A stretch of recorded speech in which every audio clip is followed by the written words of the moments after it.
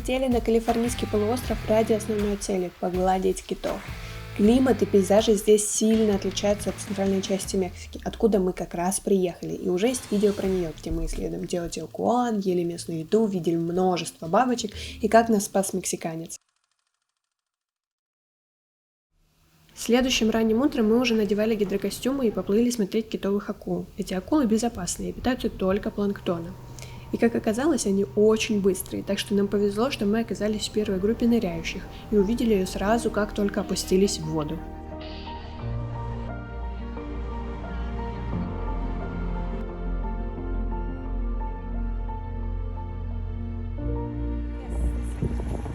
О, боже, она огромная!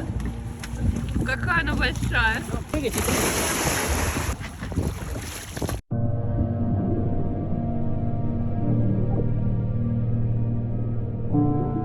Ты такой, и хочется вдохнуть еще больше воздуха.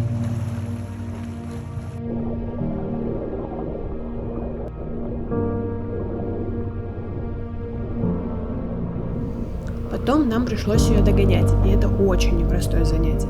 Только двое смогли постоянно плыть быстро, остальные периодически менялись. Чаще всего уже видели только ее хвост.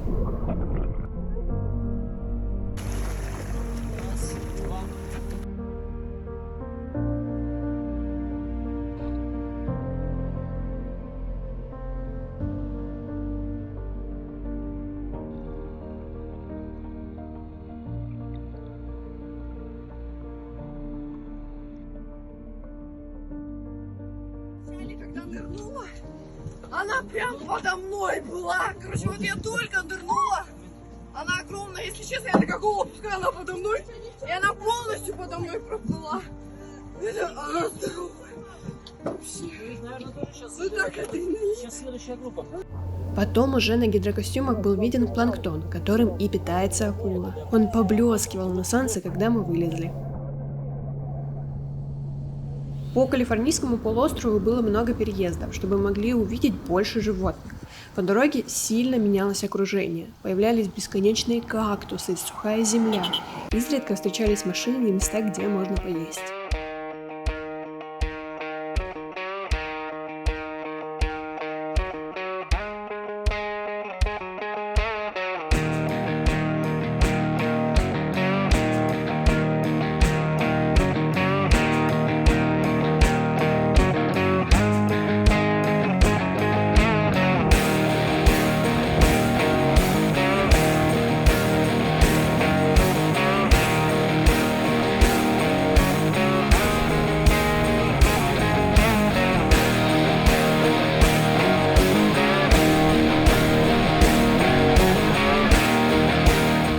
Ехали к морским котикам и увидели кита.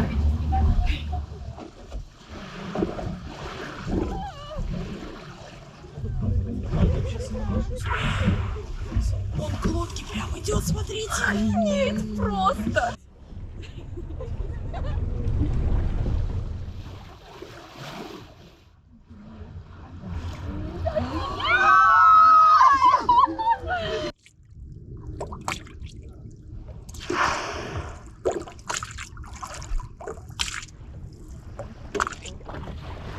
Сейчас хвостом будет.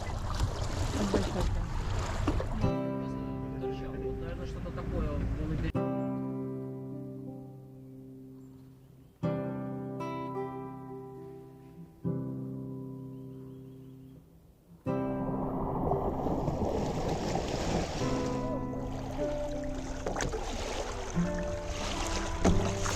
Потом по дороге мы встретили еще и дельфинов. Я даже попробовала снять их под водой, но мой первый опыт с камерой был не совсем удачным.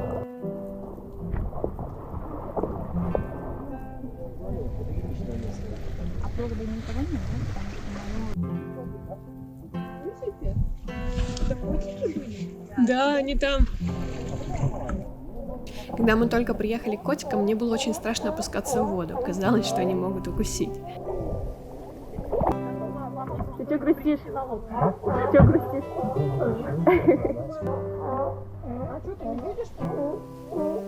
Почти сразу я поняла, что они нам ничего не сделают, а стоит просто расслабиться и смотреть на них.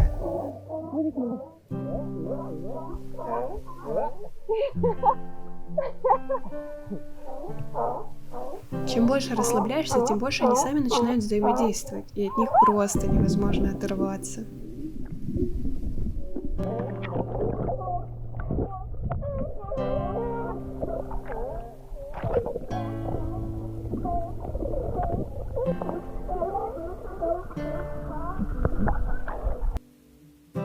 Они прям под нами проплывают.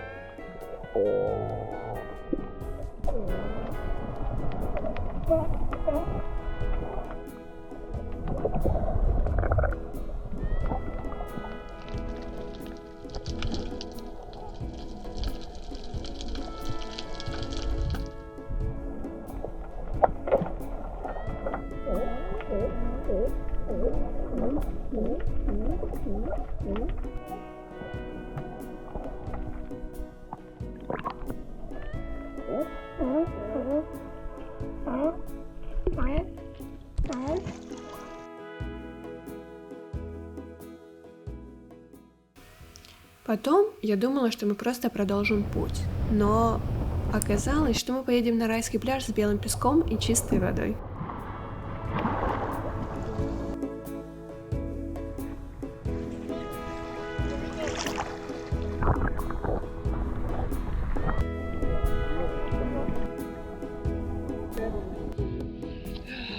Весело. Классный день. Мы сегодня увидели и китов, и дельфинов, и котиков. С котиками вообще волшебство какое.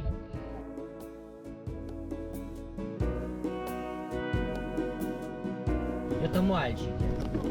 А вот серенькая, которая, это девочка.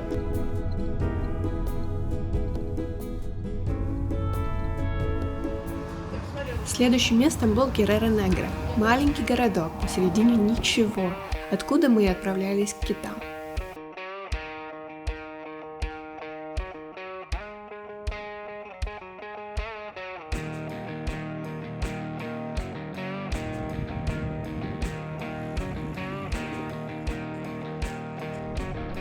В этот день был достаточно сильный ветер, и у меня даже появилась мысль, что, возможно, мы их сегодня и не погладим из-за шторма.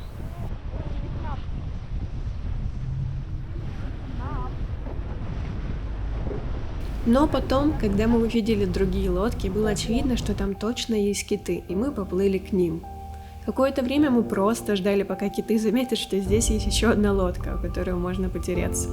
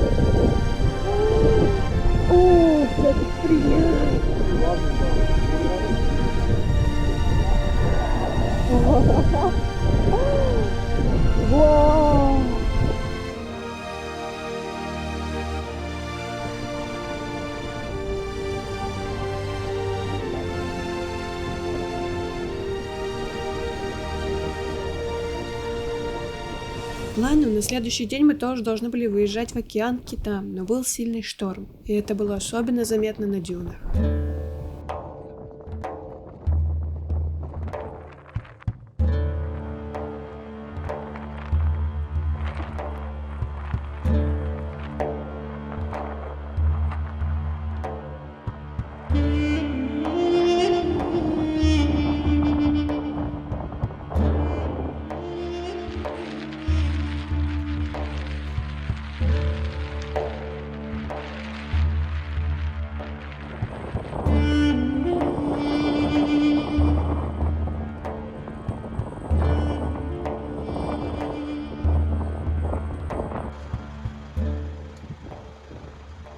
Наш тур заканчивался, и мы всей группой возвращались в Мехико, чтобы разлететься кто куда.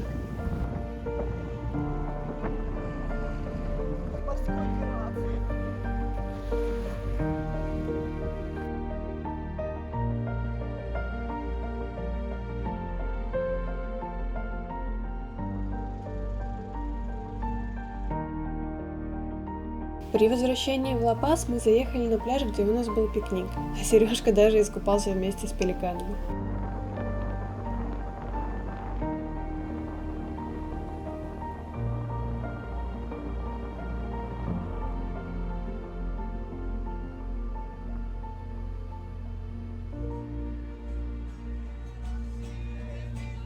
Вечером мы пришли покушать в ресторан, и нам за столом играли мексиканцы на гитаре, и в этот момент мне казалось, что я просто дома. Эта атмосфера жары, веселья, совместного застолья казалась мне таким родным и похожим на то, как я выросла, и на то, что делает меня счастливой в душе. Мне кажется, я только к концу тура поняла какую-то эту душевность этой части Мексики. Whoa.